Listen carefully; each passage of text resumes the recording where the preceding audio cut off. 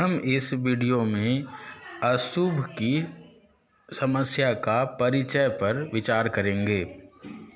वस्तुतः हम अपने साधारण जीवन में देखते हैं कि हम चारों तरफ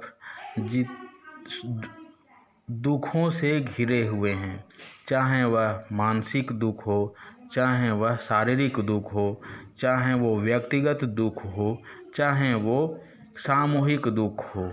दुखों का साम्राज्य है।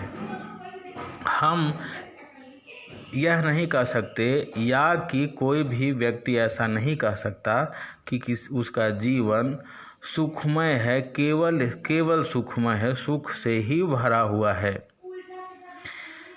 उसका जीवन, हर व्यक्ति यही कहता है कि उसका जीवन दुख से भरा हुआ है, उसे अत्यंत कष्ट है, उसे बहुत दुख है। इसका प्रमाण हमारे महापुरुषों द्वारा भी दिया गया है कि जितने भी हमारे महापुरुष हुए, दार्शनिक हुए, विचारक हुए, संत हुए, वो मनुष्य को सांसारिक दुखों से मुक्त होने के उपाय और इसे छुटकारा पाने की चर्चा करते हैं। यही उनका परम ध्येय रहा है। अतः यह बात सिद्ध है और कि संसार दुखमय है, संसार में कष्ट है, सुख की अपेक्षा दुख की अधिकता है। महात्मा बुद्ध भी अपने 4 आर्य सत्यों में प्रथम आर्य सत्य में यही प्रतिपादित किया है कि संसार दुखमय है और इस दुखात्मक अनुभूति को ही अशुभ कहा जाता है। यह दुखात्मक अनुभूति व्यक्तिगत तौर पर शारीरिक और मानसिक होती है। सार्वजनिक तौर पर या तो किसी स्वयं से उत्पन्न किया गया दुख होता है या किसी दूसरे व्यक्ति द्वारा उत्पन्न किया गया दुख होता है या प्राकृतिक आपदाओं द्वारा, दुर्घटनाओं द्वारा, जिस पर किसी मनुष्य का कोई अख्तियार नहीं रहता, कोई बस नहीं रहता, ऐसे कारकों द्वारा दुख उत्पन्न किया हुआ रहता है और यह दुख ही अशुभ है। अब यहाँ यह तो हम समझते हैं कि संसार दुखमय है, परंतु यह अशुभ की समस्या कहाँ से पैदा होती है? क्योंकि अगर हम केवल यह मान लें कि दुख है, दुख की सत्ता है, अशुभ की सत्ता है, तो यह एक दार्शनिक प्रश्न नहीं होगा, यह एक केवल तथ्यात्मक प्रश्न कहलाएगा कि जैसे सामने पर्वत है, चिड़ियाँ चहकती हैं, कोयल काली है, ऐसा। परंतु अशुभ की समस्या एक नैतिक प्रश्न भी है और यह प्रश्न हरेक व्यक्ति के, हरेक आराध्य देवों के प्रति प्रश्न है। जैसे कि हम इस समस्या का विवेचन इस प्रकार किया जाता है कि हम मानते हैं कि संसार में ईश्वर है और ईश्वर की सत्ता है, इसे कोई भी व्यक्ति नकारता नहीं है। किसी न किसी रूप में, चाहे वो अल्लाह के नाम रूप में माने, बुद्ध के नाम पर माने, जैन महावीर के नाम पर माने, कृष्ण के नाम पर माने, राम के नाम पर माने, किसी देवी शक्ति के नाम पर माने या अन्य या ईसा मसीह के नाम पर माने, हर एक धर्मों में किसी न किसी प्रकार से एक परम तत्व की कल्पना की गई है और परम तत्व की सत्ता स्वीकार की गई है, जिससे ईश्वर कहा गया है। अब यह परम तत्व सर्वशक्तिमान भी माना गया है कि यह परम तत्व अत्यंत सर्वशक्तिमान है। इसके समानांतर कोई दूसरा और तत्व नहीं है। जो भक्त हैं या जो आराधक हैं वो ऐसा मानते हैं और सभी लोग ऐसा मानते हैं कि ईश्वर है और ईश्वर सर्वशक्तिमान है। दूसरी बात यह भी माना जाता है कि ईश्वर दयालु है। ईश्वर निष्ठुर नहीं है, ईश्वर क्रूर नहीं है, ईश्वर केवल दंड नहीं देता। तो यहाँ यह प्रश्न क्योंकि कोई भी ईश्वर की सत्ता मानने वाला व्यक्ति यह नहीं कहेगा कि ईश्वर दयालु नहीं है, ईश्वर क्रूर है या ईश्वर निर्दयी है, ऐसा नहीं कहेगा। ईश्वर दयालु है और ईश्वर सर्वशक्तिमान है, ईश्वर की सत्ता है। परंतु इस समाज में, इस संसार में दुख भी है, तो क्या कष्ट भी है। तो क्या यह प्रश्न उठता है कि यह फिर जब ईश्वर सर्वशक्तिमान है और ईश्वर दयालु है, तो इस अशुभ जो दिखाई पड़ता है हमारे चारों ओर, उसका जनक कौन है, उसका कारक कौन है?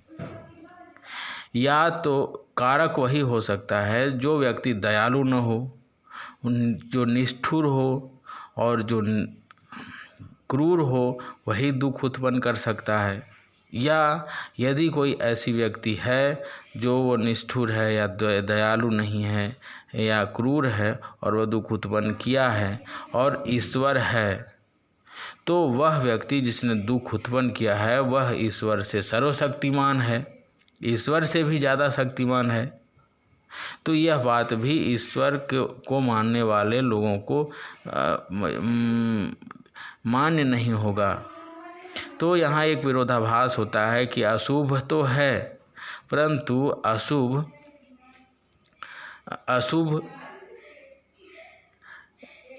के लिए किसी अन्य व्यक्ति, कोई अन्य सत्ता जिम्मेवार नहीं है जो क्रूर है और दयालु है। उसके लिए जिम्मेवार केवल ईश्वर है। परंतु ईश्वर यदि दयालु है तो वो दुख उत्पन्न क्यों करेगा? और यदि दुख है, ईश्वर दयालु भी है, तो या किसी दूसरी सत्ता द्वारा उत्पन्न किया गया होगा। तो उस स्थिति में ईश्वर कम शक्तिमान है, इसीलिए उस सत्ता के निर्दयता को यह बर्दाश्त करता है या निर्दयता को सहता है, ऐसी बात है।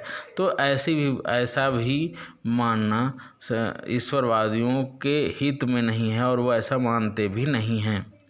यही अशुभ की समस्या है। इसे इस तरीके से संक्षेप में कहा जा सकता है कि या तो ईश्वर सर्वशक्तिमान है और दयालु है,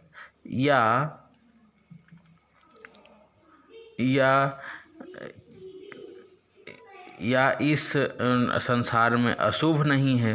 तो अशुभ नहीं है, ये तो विरोधाभासी चीज़ हो जाएगा कि व्यवहार इसकी इजाज़त नहीं देता ऐसा बोलने की। विश्व में, संसार में अशुभ है, तो इसका अर्थ है कि ईश्वर दयालु नहीं है तभी अशुभ है। लेकिन ऐसी भी बात नहीं है, ईश्वर दयालु है।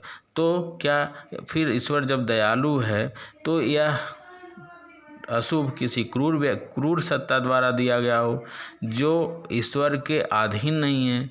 ऐसी भी बात नहीं ईश्वरवादी मानते हैं और कहते हैं कि ईश्वर सर्वशक्तिमान है। तब यह प्रश्न उठता है कि आखिर ऐसी बात है तो कौन इस अशुभ का कारक है? इसका समाधान कई दार्शनिकों द्वारा कई तरीके से दिया गया है। जो प्रमुख समाधान है वो संकल्प स्वातंत्र्य है कि ईश्वर यद्यपि सर्वशक्तिमान है, दयालु है और इस विश्व का नियंता भी है, परंतु व्यक्ति में, आदमी में एक संकल्प स्वातंत्र्य प्रदान की गई है। जो यह संकल्प स्वातंत्र्य व्यक्ति की आत्मिक विकास के लिए आवश्यक है।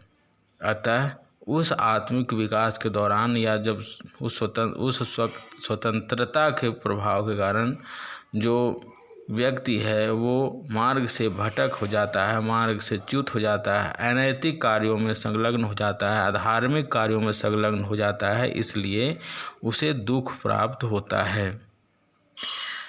यह मानव के संकल्प स्वातंत्र्य जन्य दुख की समस्या का निदान बताया गया है। परंतु इस वीडियो में केवल हम अशुभ की समस्या के परिचय की बात कर रहे थे।